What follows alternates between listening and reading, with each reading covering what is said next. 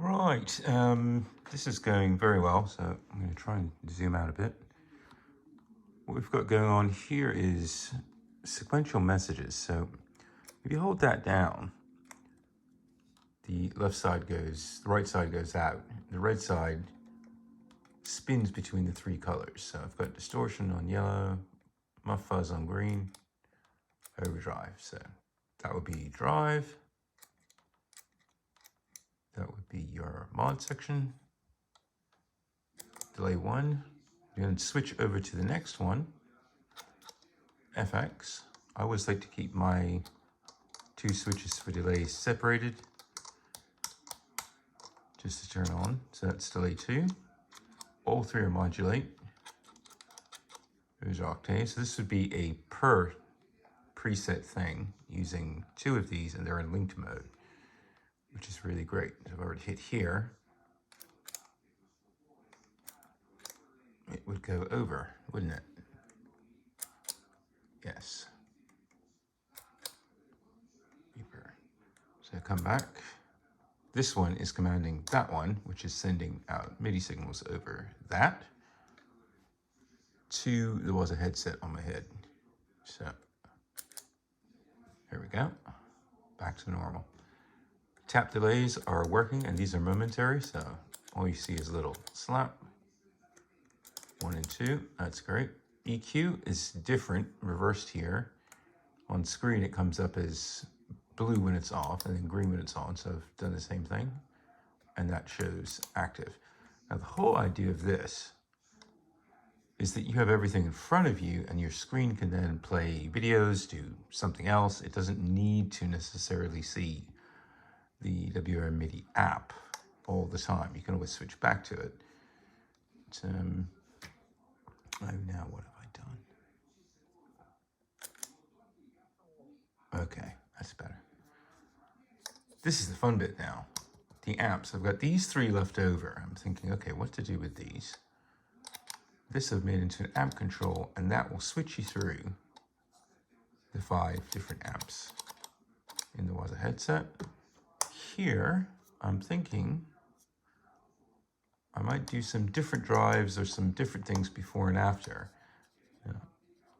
What could be fun with this is to make use of the new function stuff and put in there to actually go through different variations of these three. Because right now, if I switch to that, it's not moving the actual knobs like you'd have on a regular pedal going somewhere. Really what I want to see that do is those three change. So that's going to get bigged up a bit so that the muff drive sends 3 or 4 messages to go up and set up all of the different parameters in it. Switch that, another 4 messages. And you've got 30 in here, so it should do it. But it will run out. So these could be used, I think, if I wanted to drive maybe an external drive. I've got a Klon that can be MIDI controlled, which has 4 different types of distortion diodes in it, and this could be used to select that or the boost of it. So I could use that for the external Klone, the one from Rick. Could be an idea, but that's set up. Something that would be nice here for the WAZA as a messing around thing would be to change the sound selector, turn on and off the gyro, mess with stuff. You never know, but I've still got this one. 4 different switches left, so I could do it there. But I'm hoping to use this as an overall screen to show where these things are. So with that done for the WAZA Air, I'm going to have to constantly refer to this here thing, which is a big program I've set up of everything, all 127 cc's that are driving multiple things. So 1 to 25 is all Katana Go. 30 to 43, that's all Katana Go. This is all the Katana Air Ex. This is reserved for the FS1, you never know. And this is all the WAZA Air stuff.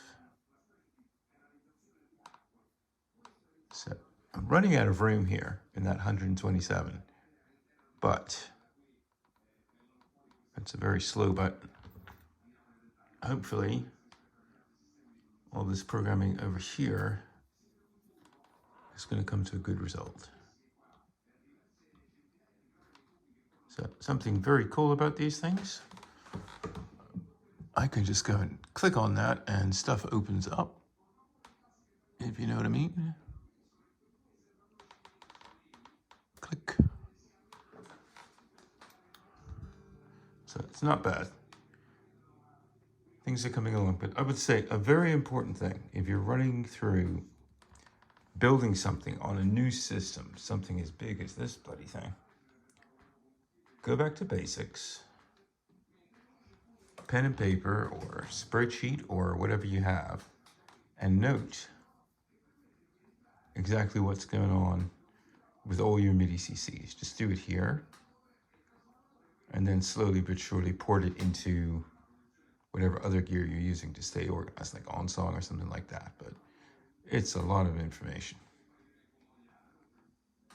Better to go through it one time, sort everything out, do a bunch of these presets as little templates to test the actions of the buttons, the colors, the numbers of steps,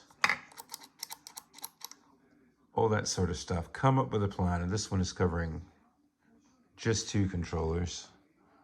I could enlarge it to 3. That's on channel 6, channel 7, channel 8. All these devices are on channel 1. You can't move them off channel 1. And I've got to add in a variax to this, which is going to be a right pain, but it's all PC messages. Those are the CCs. So next page, all the PC messages to do with this. And this is all being driven with the W Air, the K Air, and mini patch for the Katana Go. And a mishmash of things. So all that stuff is possible, you know, it's pretty cool, this, just for one. So I know Cheeto was asking the other day about these things, and he has 2 bands, and he actually has 2 playlists, set lists set up in his Katana Go, which he's using to go live, believe it or not. So here's what I was thinking.